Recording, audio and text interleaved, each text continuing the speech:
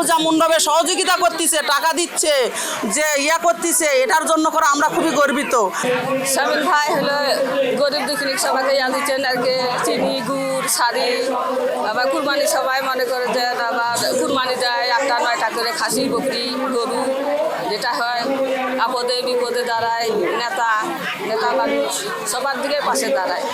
আমাদের শাড়ি দেওয়ার জন্য এখানে আমাদের আমন্ত্রণ করেছেন, আমরা এখানে শাড়ি নেওয়ার জন্য এসেছি।